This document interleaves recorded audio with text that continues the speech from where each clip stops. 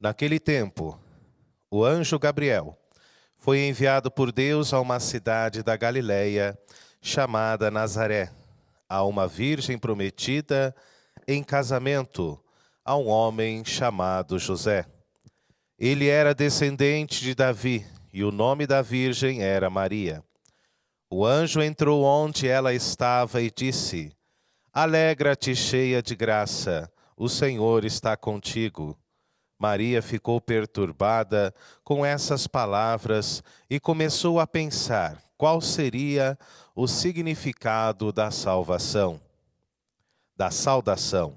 O anjo então disse-lhe: Não tenhas medo, porque encontraste graça diante de Deus. Eis que conceberás e darás à luz a um filho, a quem porás o nome de Jesus. Ele será grande, será chamado Filho do Altíssimo, e o Senhor Deus lhe dará o trono de seu pai Davi. Ele reinará para sempre sobre os descendentes de Jacó, e o seu reino não terá fim. Maria perguntou ao anjo: Como acontecerá isso se eu não conheço homem algum? O anjo respondeu: O Espírito virá sobre ti, e o poder do Altíssimo te cobrirá com sua sombra. Por isso, o menino que vai nascer será chamado Santo, Filho de Deus. Também Isabel, tua parenta, concebeu um filho na velhice. Este já é o 6º mês daquela que era considerada estéril, porque para Deus nada é impossível. Maria então disse: Eis aqui a serva do Senhor. Faça-se em mim segundo a tua palavra. E o anjo retirou-se. Palavra da salvação. Glória a vós, Senhor. Podemos sentar um instante, queridos irmãos, queridas irmãs. Somos todos bem-vindos a esta Eucaristia, povo de Deus, que nos acompanha aqui presente, e é claro também o nosso povo que nos acompanha pela televisão, celebrando conosco, rezando conosco no início deste dia. Meus queridos, hoje, no dia 22 de agosto, nós celebramos a memória de Nossa Senhora Rainha. O mês de agosto, por si, é um mês vocacional. E hoje, nós celebramos a realização plena da vocação de Nossa Senhora. Ela que não foi apenas chamada por Deus, mas ela que respondeu com amor, com zelo e fidelidade todo este chamado realizado pelo Senhor. Maria é mulher escolhida pelo Senhor, eleita pelo Senhor, modelo de fé para todos nós, modelo de fidelidade para toda a igreja. Nós ouvimos na primeira leitura o profeta Isaías nos falando: Nasceu para nós um menino, foi-nos dado um filho, e ele traz aos ombros a marca da realeza. Da realeza não apenas de José, que era descendente de Davi, descendente da realeza davídica, mas também da realeza de Nossa Senhora. Nós sabemos, segundo a cultura do Antigo Testamento, que a rainha não era a esposa do rei, mas sempre a mãe do rei.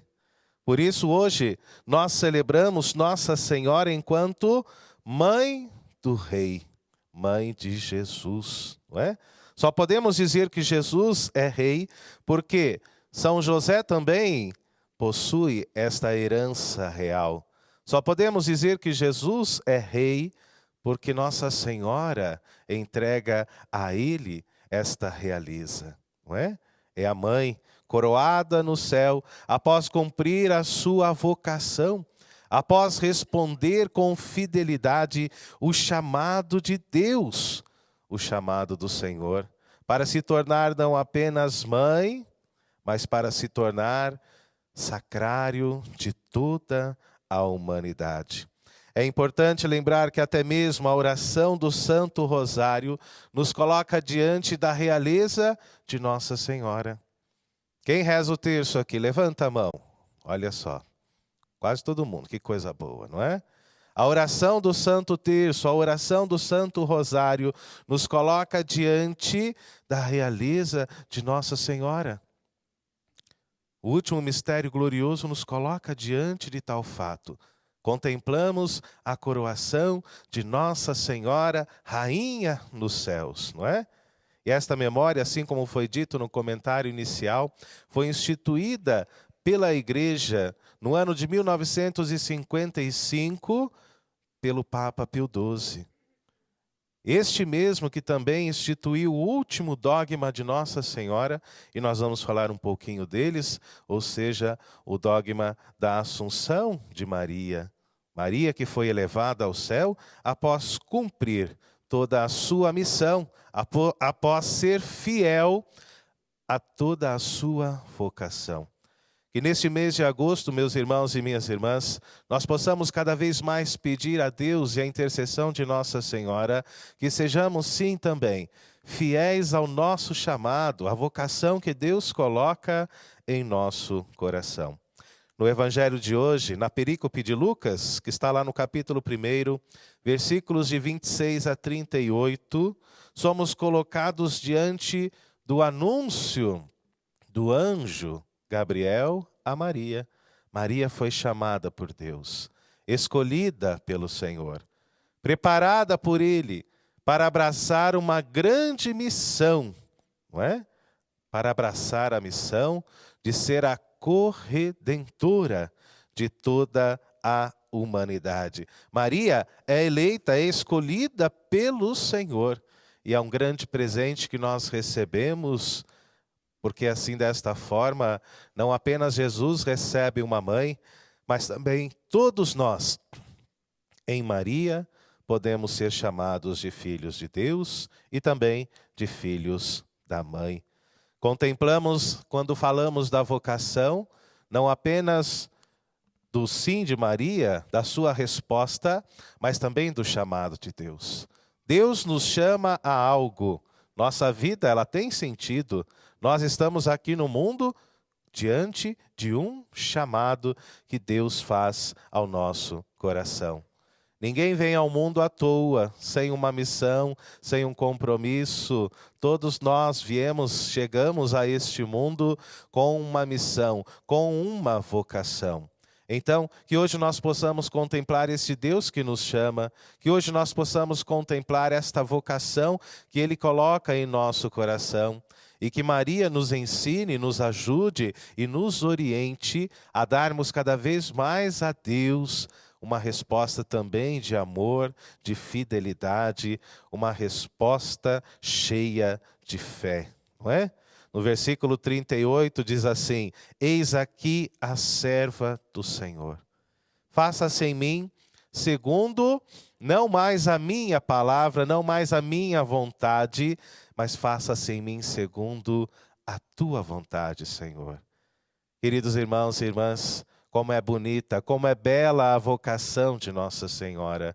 Uma mulher jovem, escolhida pelo Senhor, que deixa para trás todos os seus projetos pessoais, suas ambições humanas, simplesmente para ser um instrumento de Deus na vida de toda a humanidade.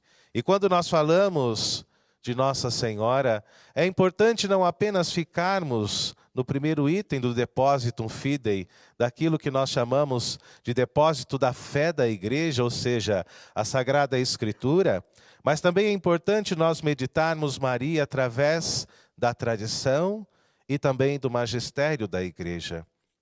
Quando nós falamos de Nossa Senhora, somos colocados diante dos dogmas de Maria, que são verdades de fé a serem seguidas por todo o povo de Deus. E o primeiro dogma de Nossa Senhora é justamente este, o dogma da maternidade. Maria é o chamado Theotokos, ou seja, Maria é a mãe de Deus.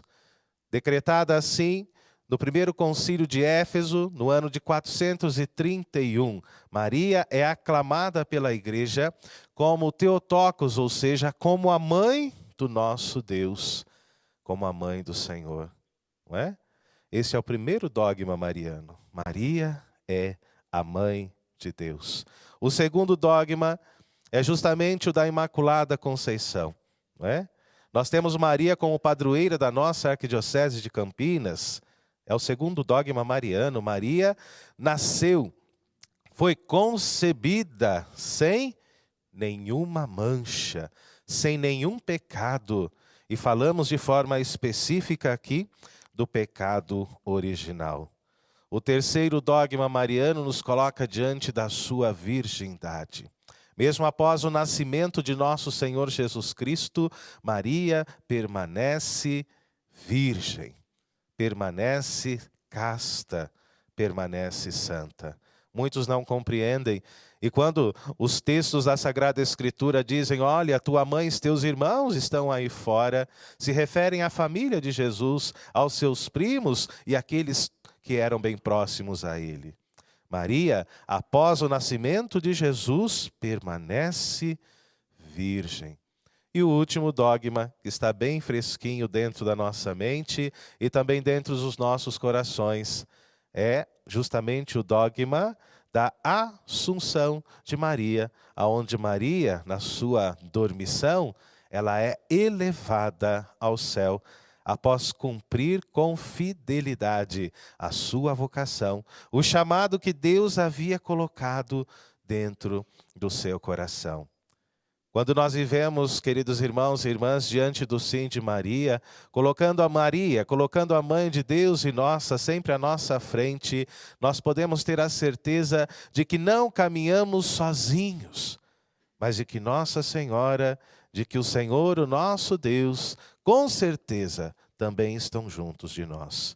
Ainda quando nós falamos do magistério da igreja, se procurarmos nos documentos, nas constituições, de maneira específica, na Lumen Gentium, documento conciliar, documento do Vaticano II, nós podemos dizer que o último capítulo da Lumen Gentium está totalmente dedicado à veneração e ao culto justamente para com a Mãe de Deus, não é? Nós não adoramos Maria, nós a veneramos. E a igreja nos ensina esta grande riqueza que nós possuímos, este grande tesouro.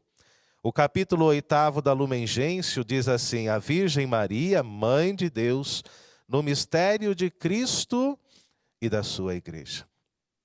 E para terminar, é importante nós nos lembrarmos daquilo que fala o documento conciliar. Se por uma mulher entrou o pecado no mundo, que mulher é essa? Eva. Por uma nova mulher, chegou até nós a salvação, a restauração. São Paulo também nos fala isso lá nas suas cartas no Novo Testamento.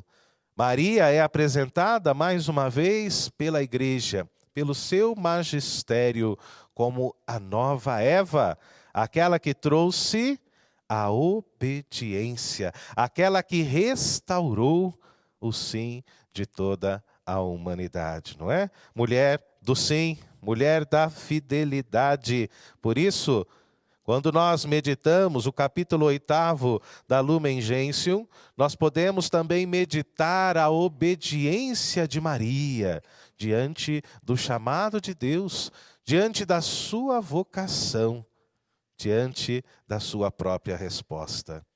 Santo Irineu nos diz o seguinte, o nó da desobediência de Eva foi desatado pela obediência de Maria, o que, por sua vez, o que uma fez por incredulidade, a outra desfez pelo poder e pela força da fé.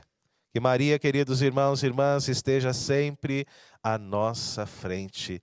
Que Maria passe à nossa frente diante das nossas tribulações, diante das nossas angústias, diante do nosso sofrimento, diante do peso da nossa cruz. Que Maria permaneça ao nosso lado, assim como permaneceu ao lado do seu Filho Jesus. Louvado seja o nosso Senhor Jesus Cristo. Para sempre seja louvado.